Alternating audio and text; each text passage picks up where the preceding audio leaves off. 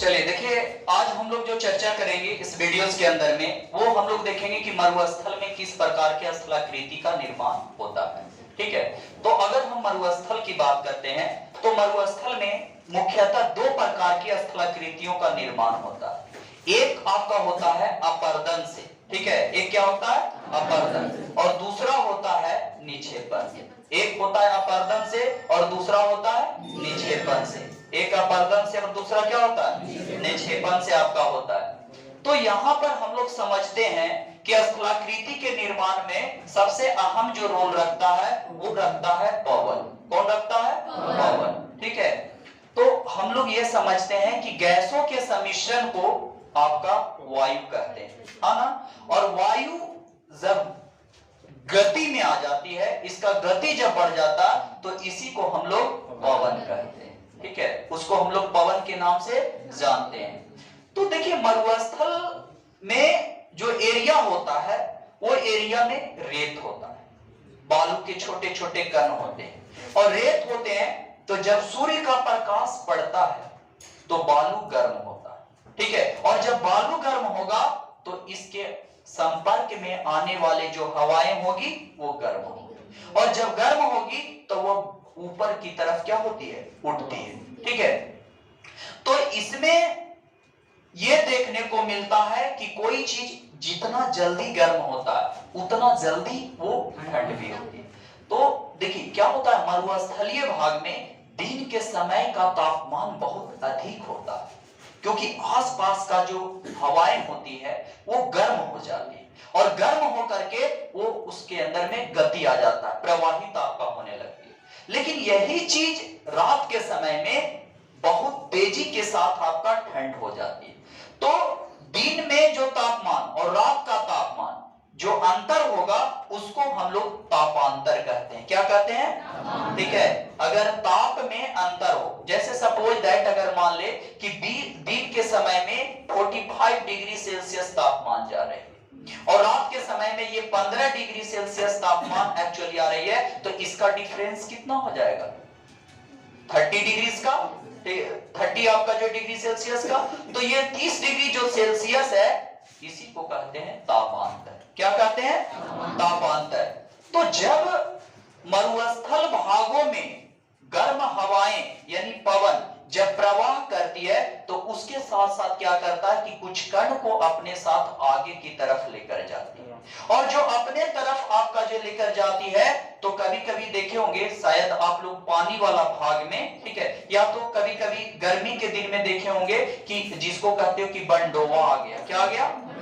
तो बंडोवा में आपका होता है क्या कि चारों तरफ की जो हवाएं हैं वो आपका सेंटर की तरफ जाना चाहती है। कहां पे आना चाहती है? सेंटर की तरफ। अभी हम लोग पढ़ेंगे तूफान और एक बवंडर आपका, और वही चीज को गांव में लोग कहता कि भूत आ गलो, तो वो आपका गोल गोल आपका जो है वो सर्कल की तरह। तो मरुस्थल भाग में भी क्या होता है कि आपका भंवर का निर्माण होता है। जब हवाएं जब चलती है ना, ठीक है, तो जब गर्म हवाएं ऊपर की तरफ बढ़ती है और कुछ हवाएं जो होती है एक दिशा के तहत आपका आगे की तरफ बढ़ती है, तो बढ़ती है तो उसके साथ साथ जो धूल कण या रेत होता है तो उसको गोल गोल आपका घुमा देता, तो उसी से आपका जो है कि भंवर का निर्माण होता या वातावृत्त का निर्माण होता है। वृत्त मतलब देखते हो सर्कुलेट आपका आकृति का निर्माण होते हैं, तो उसी को हम लोग जो है कि भंवर या आपका वातावृत्त के नाम से आपका जानते हैं।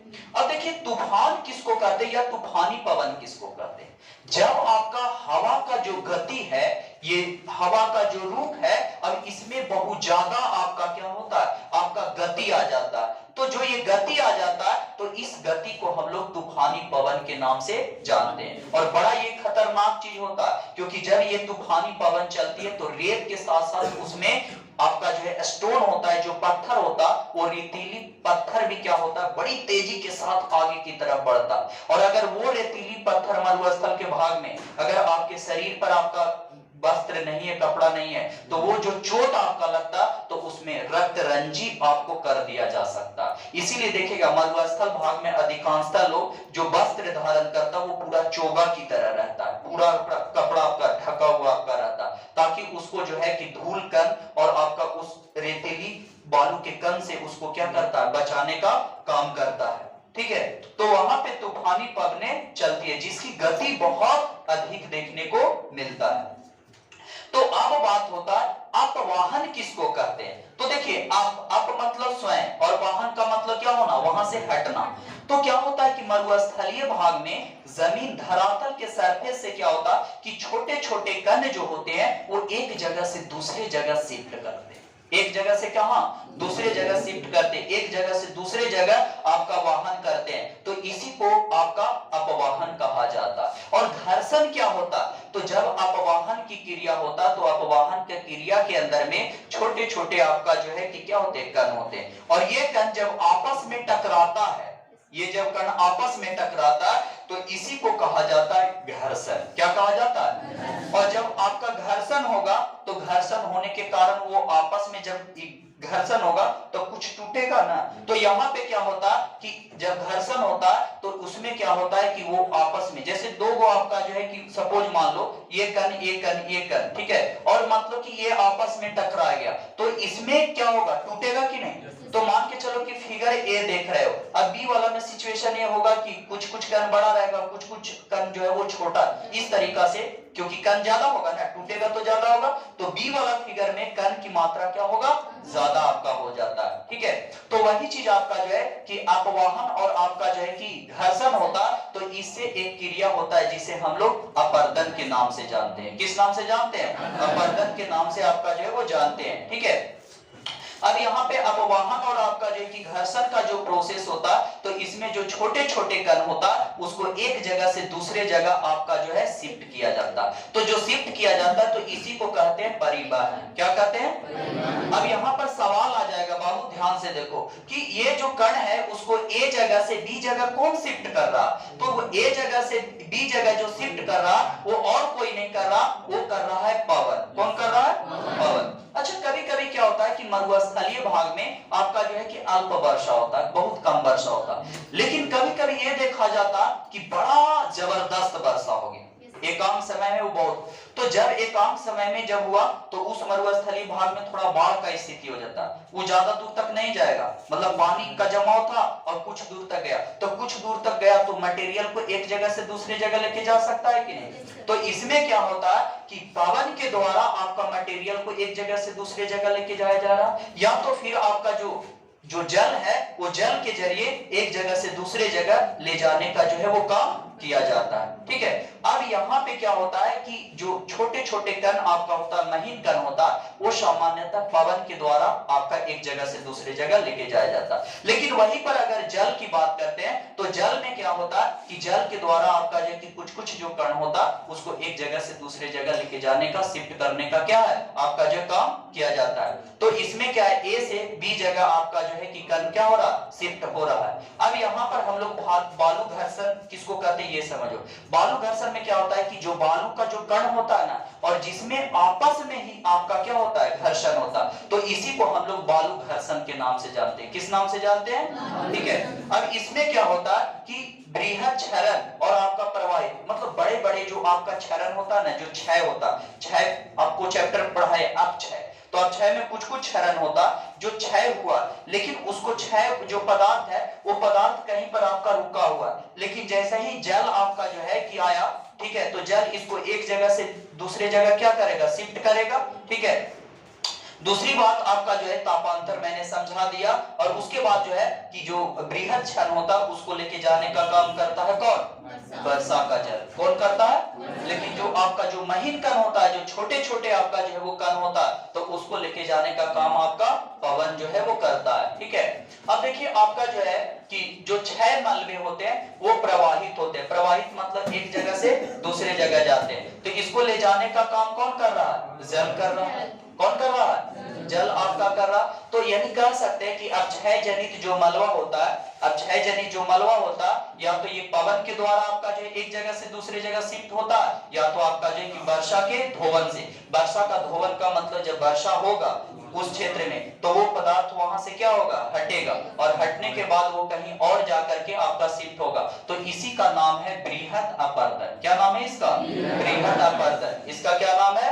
बृहत अपरदन। अब देखिए जो मरुस्थलीय भाग होता है, तो मरुस्थलीय भाग में कुछ नदियां जो होती है वो आपका जो है कि अल्प समय के लिए प्रवाहित होती है, कुछ ही समय के लिए आपका जो है कि प्रवाहित होती है। तो ऐसे नदियां को आपका क्या कहा जाता है? अल्प समय। ठीक है, वो ज्यादा दूर तक नहीं जाएगा, कुछ दूर तक गया और जाकर के वो क्या होता है, खत्म हो जाता है। तो ऐसे नदियां को आपका अल्प समय का आपका नदियां के नाम से जाना जाता है। तो अब हम लोग समझते हैं कि अपरदनात्मक स्थलाकृति क्या है। तो दो प्रकार के स्थलाकृति मिलेगा, एक अपरदनात्मक स्थलाकृति और दूसरा जो होगा वो होगा हमारा निक्षेपित आपका जो है स्थल स्वरूप का निर्माण। तो अपरदन जो स्थल स्वरूप होता है, तो इसमें एक चीज का निर्माण होता है जिसे पेडिमेंट कहा जाता है। क्या कहा जाता है? पेडिमेंट आपका जो कहा जाता है। तो होता क्या है कि जैसे ये आपका मरुस्थलीय भाग में कुछ आपका पहाड़ होते हैं, और ये पहाड़ होते हैं, तो ये पहाड़ में क्या हुआ कि आपका जो है कि पवन के द्वारा या वर्षा जल के द्वारा धीरे धीरे जो मटेरियल होता है, पदार्थ होता है, वो आपका पहाड़ के तली में आपका जो है वो जमते चला जाता है। तो पहाड़ के तली में जो जमा हुआ जो पदार्थ रहता है और ये अग्र भाग में रहता है, अग्र मतलब आगे, तो इसी को कहा जाता है पेडिमेंट। क्या कहा जाता है इसको? पेडिमेंट। और देखिए जो सरिता होता है, जो नदियां होता है, वो अपर्दित पदार्थ को क्या करता है, जो इसके ऊपर चादर रहता है, वो चादर को धीरे धीरे उसको काटते रहता है, और काटते काटते उसको जो है कि तली तक आपका जो है वो लेकर के आ जाता है। जैसे मान के चलो कि पहले आपका पर्दन यहाँ हुआ होगा, अब आपका हवा ने प्रभाव डाला तो यहाँ पे हो गया, फिर यहाँ पे हो गया, फिर तो एक समय मटेरियल यहाँ पर जमा होगा, फिर उसके बाद नीचे, तो धीरे धीरे मटेरियल जो है वो आकर के कहां पे जमा हो जाता है? नीचे।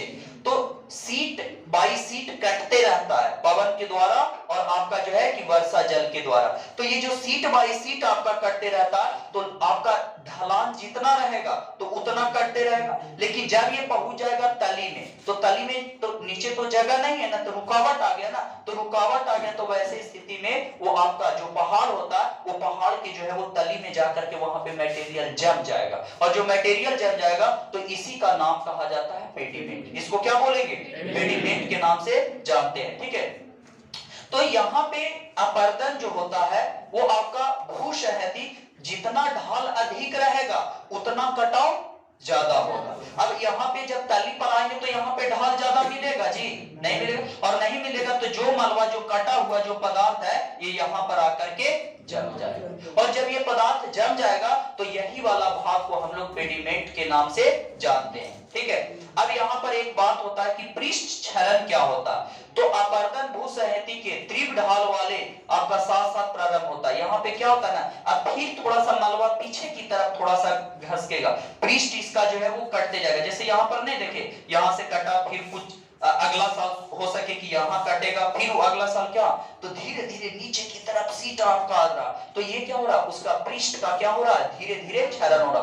तो होता है क्या कि मरुस्थल के भाग में ये आपने पहाड़ देखा, और मान के चलो कि एक मोटाई कट गया, फिर अगला साल फिर से शुरू होगा, एक मोटाई कट गया, और धीरे धीरे ये मोटाई आपका जो वो कटते चला जाता है, कटते चला जाता है। तो पता चला कि पहले इसका मोटाई ये था, ठीक है, पहले मोटाई क्या था, ये था, और कटते कटते इस तरीका का आकृति का निर्माण हुआ। तो ये क्या है, पर्वत का क्या भाग है, अवशिष्ट है, बचा हुआ भाग है, और जो बचा हुआ भाग है इसी को कहा जाता है इंसेलबर्ग। क्या कहा जाता है? इंसेलबर्ग। ठीक है, अभी जाओगे मानपुर तरफ तो वहां पर देखिएगा दशरथ मांझी वाला जो रोड जाते हो ना, तो वहां पर देखिएगा कुछ कुछ चट्टान को आदमी काट दिया, वो पवन द्वारा नहीं कटा, और एकदम खड़ा खड़ा आपका चट्टान मिलेगा। ठीक है, तो उसको वैसा ही आकृति को इंसेलबर्ग के नाम से जाना जाता है। तो ये आपका अपरदन स्थलाकृति है। क्या है? अपरदन स्थलाकृति। ठीक है, ये अपरदन स्थलाकृति है। ठीक है,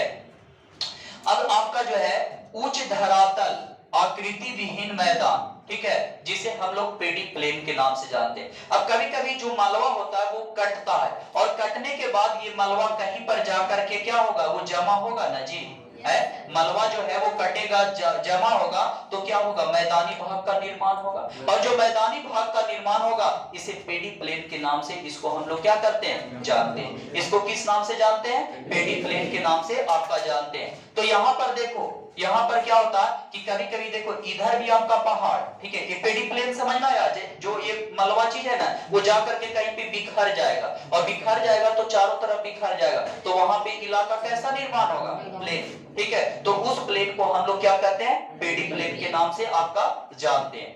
अब मरुस्थल भाग में हम लोग देखते हैं कि प्लाया क्या होता है। तो प्लाया एक प्रकार का झील होता है। क्या होता है बाबू, झील। तो मान के चलो कि इधर भी पहाड़ है, इधर भी पहाड़ है, और इधर भी पहाड़ है, इधर भी पहाड़, तो बीच का भाग में आपका जो वर्षा होगा तो इधर का पानी भी इधर आ जाएगा और उधर वाला पहाड़ का पानी, तो बीच में पानी क्या होगा, जम जाएगा ना।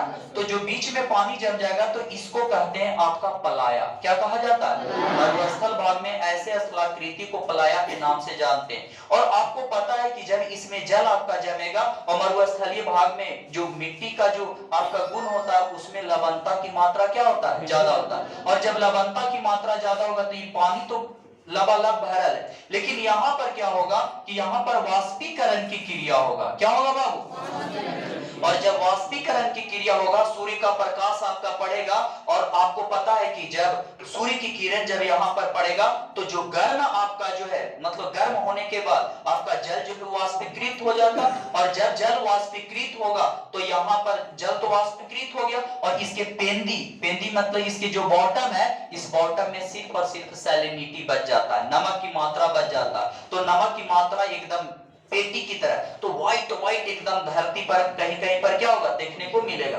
अब फिर पानी भरेगा तो फिर ठीक है, फिर वाष्पीकृत होगा, फिर ये आपका जो है कि यहाँ पे ये नमक का जो है वो तली आपका बैठा जाता। तो इसीलिए जो आपका जो है मरुस्थलीय भाग है, मरुस्थलीय भाग में जो आपका झील होता उसकी सैलिनिटी की मात्रा क्या होता है, ज्यादा होता, और जब वो वाष्पीकृत हो जाता तो उसके पेंदी में बचता है क्या चीज, नमक की मात्रा, ठीक है, सैलिनिटी आपका जो है वो ज्यादा देखने को मिलता है, ठीक है। अब यहाँ पे आपका जो है कल्लर भूमि या आपका क्षारकीय क्षेत्र, तो ये वाला जो क्षेत्र जो सैलिनिटी बचा ना, तो इसी को कहा जाता है कल्लर भूमि, या तो इसको क्षारकीय क्षेत्र के नाम से जाना जाता है। क्या कहते हैं इसको, कल्लर भूमि या क्षारकीय क्षेत्र के नाम से जाना जाता है, ठीक है। अब देखिए हम लोग देखते हैं अपवाहन गर्त क्या होता है, अपवाहन गर्त और गुहा किसको कहते हैं। देखिए क्या होता है कि मरुस्थलीय भाग में क्या हुआ कि बड़ी तेजी के साथ आपका हवाएं चल रही है, ठीक है, बड़ी एकदम, इसको कह लो आपका जो है कि तूफानी वाला एकदम जो है कि क्या चीज, तूफानी पवन। और तूफानी पवन है तो यहाँ के कण को क्या करेगा, ये आपका धीरे धीरे क्या करेगा, उठा करके कहीं दूसरे जगह शिफ्ट कर देगा ना। तो ये गड्ढा बनेगा, गड्ढा बनेगा कि नहीं बनेगा, बनेगा। और जब गड्ढा बनेगा तो जो गड्ढा बनता है इसी को कहते हैं अपवाहन गर्त। क्या कहते हैं, अपवाहन गर्त के नाम से जाना जाता है, ठीक है। और एक तरफ गर्त बन रहा और यही जो कण है वो कहीं जा करके क्या हो रहा है, कहीं पे जमा हो रहा, तो जमा हो रहा है तो वहां पे टीला बनेगा। क्या बनेगा जी, वहां पे टीला का आपका जो है वो निर्माण होगा। तो एक जगह गड्ढा बन रहा है, ठीक है, और दूसरे जगह क्या हो रहा, टीला बन रहा, और ये गड्ढा धीरे धीरे और भी क्या होता है, गड्ढा होते चला जाता। तो जब पूरा गड्ढा हो जाता है, इसका आकार अंदर तक चला जाता, तो लगेगा देखने में कि क्या बन गया, गुफा की तरह, होल की तरह आपका जो है होता, ठीक है। तो ये आपका अपर्दन स्थलाकृति का निर्माण होता है। तो इसी को हम लोग कहते हैं अपवाहन गर्त, जो यहाँ पर हमने पढ़ाया था कि मरुस्थलीय भाग में जो है कि तेज पवन जो होता है वो बालू के कण और रेत को कहीं पे उठा करके दूसरे जगह शिफ्ट करता है। तो इससे जो बना आकृति है तो इसी को हम लोग जो है अपवाहन गर्त के नाम से जानते हैं। अब आते हैं, देखिए अभी पर यहाँ पर हम लोग पहाड़ ये देख रहे थे चीज ना, तो यहाँ पर क्या होता है कि मरुस्थलीय भाग में जैसे ये मान लो कि मूल चट्टान था, ये मूल चट्टान, ठीक है, और पवन इधर से भी काट रहा है, इधर से भी इसको काट रहा है, इधर से चारों डायरेक्शंस में काट रहा है। तो आपको पता है कि सबसे ज्यादा आपका जो है कि कटाव की क्रिया मरुस्थल भाग में कहां पर होता है, धरातल के सतह से आपका जो नीचे ज्यादा काट छाट की क्रिया होता है। क्यों होता है कि देखो जो पवन होता है ना, वो पवन जो है वो महीन कणों को ही सिर्फ ऊपर आपका जो महीन महीन कण होगा वो उसको कहां ऊपर आपका लेके जाएगा। तो जितना महीन कण रहेगा और जब वो एक दूसरे से टकराएगा तो उतना कट पाएगा नहीं। लेकिन आपका जो है पवन तेजी के साथ चल रहा, तो तेजी के साथ चल रहा है, तो जो मोटा मोटा कण होगा, जो पत्थर का टुकड़ा टुकड़ा नुकीला वाला होगा, वो कहां, ये ऊपर ज्यादा ऊंचाई में आपका जो है कि प्रवाहित होगा नहीं, मतलब ज्यादा ऊंचाई में तो ये आपका जो है कि क्या होगा, ये नहीं रहेगा, तो वो धरातल के आपका जो है सरफेस के समीप बहुत ज्यादा रहता। तो ये क्या करेगा कि जब इस चट्टान को जब चारों तरफ से काटेगा तो जो इसका बेस होगा, बेस मतलब समझते हो ना, आधार, तो आधार के चारों तरफ बहुत ज्यादा कटेगा। और आधार के जब चारों तरफ आपका कटेगा, ठीक है, जब आधार के चारों तरफ कटेगा और ऊपर वाला कम कटेगा, ठीक है, ऊपर वाला क्यों कम कटेगा वो भी मैंने बताया, क्योंकि यहाँ पे बालू का कण बहुत ही क्या महीन है, तो यहाँ पे ज्यादा कटा और ऊपर ये आपका कम कटा, तो ये छतरी की तरह हो गया कि नहीं, और जो छतरी की तरह आकृति बना तो इसी को कहा जाता है छत्रक शिला। क्या कहा जाता है, ठीक है। अच्छा, ये जब आपका जो कटते कटते और थोड़ा सा ये टेबल का रूप ले ले, ठीक है, ऐसे मतलब कि कटते कटते ये टेबल का आपका रूप ले ले, तो इसको हम क्या कर सकते हैं, टेबल कह सकते हैं कि नहीं, ठीक है। और कभी कभी क्या होता है कि ये आपका जो है कि पीठिका का रूप ले लेता, मान के चलो ये वाला खत्म हो गया और ऐसे आकृति आपका बन गया, तो इसको क्या कहते हैं, पीठिका आपका जो वो कहा जाता है। तो मरुस्थलीय भाग में जो त्रिप पवन होता है उसके अंदर में बालू के कण होते हैं, महीन महीन छोटे छोटे स्टोन होते हैं, और ये चारों तरफ से स्टोन को काटते हैं, और काटते तो उससे स्थलाकृतियों का निर्माण होता है, जिससे छत्रक शिला, टेबल और पीठिका जैसे आपका आकृतियों का निर्माण होता है, ठीक है। तो इसको कहते हैं अपर्दित स्थलाकृति, और दूसरा होता है निक्षेपित आपका स्वरूप। अब जो काट छाट दिया, तो काट छाट करने के बाद वो क्या करेगा, ठीक है, उसको जमा करेगा, कहीं पर क्या करेगा, जमा करेगा, ठीक है। तो देखिए जो बारीक रेत होते हैं ना, जो छोटा छोटा जो रेत होते हैं, बड़ी बारीक होता, वो बड़ा ऊंचाई तक आपका जाएगा, लेकिन जो मोटा कण होता, पत्थर का जो कण होता, वो धरातल के सरफेस से ज्यादा आपका जो वो टच में रहता है। तो यहाँ पर देखिए एक्चुअली क्या होता है कि यहाँ पे एक प्रोसेस होता है जिसे आपका जो है साल्टेशन प्रोसेस कहते हैं, ठीक है। तो साल्टेशन आपका प्रोसेस के अंदर में एक्चुअली क्या देखने को मिलता है कि जैसे ये आपका जो है कि सरफेस है, और ये सरफेस है, और इस सरफेस के पास आपका जो है कि कण है, तो सरफेस के पास आपका जो कण है, तो जब ये सरफेस से टकराएगा तो सरफेस को काटेगा कि नहीं। अच्छा, यहाँ पे आप घर्षण भी होगा कि नहीं, ये अपने में छोटे छोटे टुकड़े में बटेगा कि नहीं, तो छोटे छोटे ये टुकड़े में भी क्या होगा, आपका जो है वो बटेगा, तो आप घर्षण भी होगा, और यहाँ पे जो आपका जो है कि साल्टेशन में क्या होगा कि ये चीज को मतलब कि क्या करके आपका अपर्दित करके और कहीं पर लेकर जा करके जमा करने का भी आपका काम करेगा। तो एक जगह काट रहा और कहीं पर लेकर जा करके आपका जो है कि क्या कर रहा, जमा कर रहा, तो इससे जो बनेगा आकृति, इस आकृति को कहा जाता निक्षेपित स्थलास्वरूप, ठीक है, या स्थलाकृति का निर्माण आपका होगा। तो आपको पता है कि उष्ण और शुष्क जो मरुस्थल होता है, तो उष्ण और शुष्क मरुस्थल में निर्माण होता है बालू के टिब्बों का। किसका होता है, ठीक है, बालू का टिब्बे का, बड़ा बड़ा एकदम बालू का जो है वो टिब्बा होता है, और ये टिब्बा बनाया जाता है किसके द्वारा, पवन के द्वारा। किसके द्वारा बनाया जाता है, पवन के द्वारा आपका जो है वो बनाया जाता है। तो यहाँ पर समझिए आपका जो है कि बालू के टिब्बे में क्या क्या बनेगा, तो एक बनेगा पहला आकृति जिसको कहते हैं बरखान। क्या कहते हैं, अब पवन इधर से आपका जो है कि प्रवाहित हो रही है, तो इसको क्या कर रहा है कि पवन प्रवाहित हो रही है, तो ये बालू के कण को क्या करेगा, जमा करेगा कि नहीं, तो जमा करेगा, और प्रेशर ज्यादा यहाँ पर है, तो प्रेशर है, तो प्रेशर ज्यादा है तो इसको धकेल रहा, और इस इधर और इधर थोड़ा सा प्रेशर क्या है, कम है, तो ये आपका जो है आकृति निकलेगा कि नहीं। तो ये कैसा लग रहा, अर्धचंद्राकार लग रहा है कि नहीं, अर्धचंद्राकार या खुर के तरह आपका लग रहा, तो इसी को हम लोग बरखान कहते हैं। क्या कहते हैं इसको बाबू, ठीक है, इसको आपका जो है कि बरखान के नाम से जानते हैं, ठीक है। और देखिए कोई भी आकृति अगर जो बन रहा है तो वहां पे उसका रोकने वाला जरूर होना चाहिए, रोकेगा तब है ना। तो मान के चलो कि यहाँ पर मान के चलो कि कोई आपका पेड़ आ गया या कोई वनस्पति या कोई चट्टान, तो ये आपका जो है क्या कर रहा है, यहाँ पे रोक रहा, तभी ना आकृति आपका बन रहा।